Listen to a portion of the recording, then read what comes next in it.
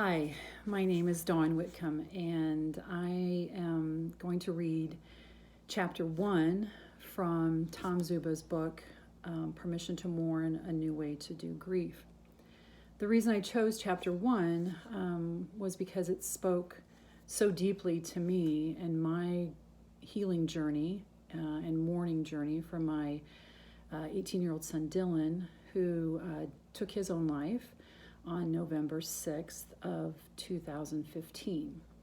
So I'm going to read chapter 1, which is called We Dance Between Both Worlds. And normally I would have a book, Tom's book, in front of me, but I'm doing this from my office here at the Illinois Veterans Home. So I don't have my book with me, so I printed off chapter 1. So anyway, I'm going to go ahead and read We Dance Between Both Worlds. The death of someone we love dearly cracks us open, big time, and it's supposed to. It did me, and for a time which varies from person to person and can be a few days or a week or two or a month or many months or a year or years or for the rest of our life. Some, many, will dance between both worlds. I do. Do you? Did you? Are you still dancing? We dance between this world and the next when our beloved dies, when she takes her last breath, when he leaves his body. We leave, too. This physical plane for a time to be with them. Where are they now? And the dance begins. Between both worlds, where all things are possible, it's during this time that it's helpful and healing and so often frightening to question everything, because it's all been cracked wide open. It no longer matters really what your parents, what your family, your teachers, your priests and your ministers and friends believe. What matters now is what you believe. Because when someone you love dearly dies, you don't know what to believe anymore. Not really. About life and love and meaning and purpose and why was I born? Why did she die? Or could I have saved him? And death. You don't really know what you believe about death anymore because someone you love so much has gone and done it, died.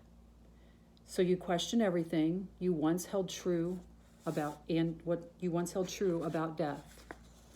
You question all the beliefs you've clung to without ever having to really think about them, to examine them, to question them until now. You simply inhaled what was passed on to you like the rest of us, but not anymore. You just can't. So you question everything. As I said, you're supposed to.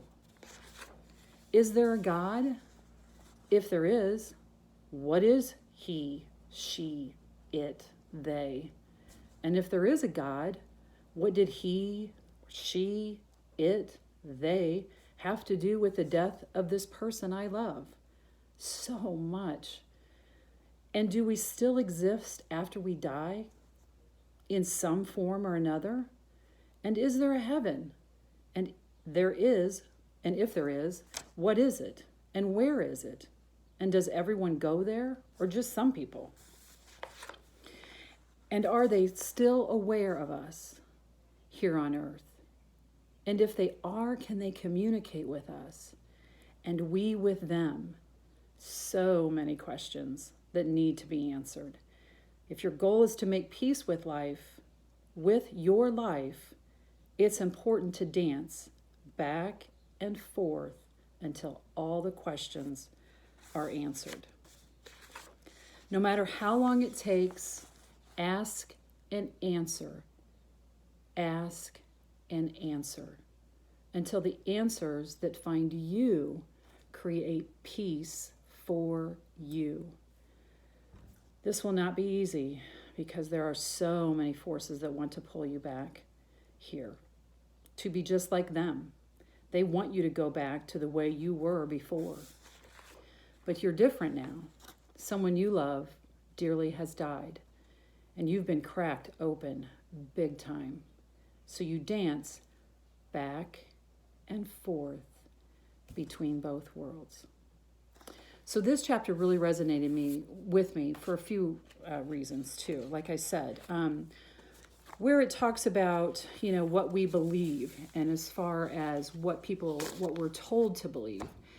For me, it was difficult at the beginning because Dylan, like I said, died by suicide. I was raised Catholic, and I had to, determine what I believed and what I didn't believe, and where did he go. So I needed to know, where did Dylan go? So what I did, as Tom stated, I started looking for him. And I found him. And he never left. And he's always been by my side.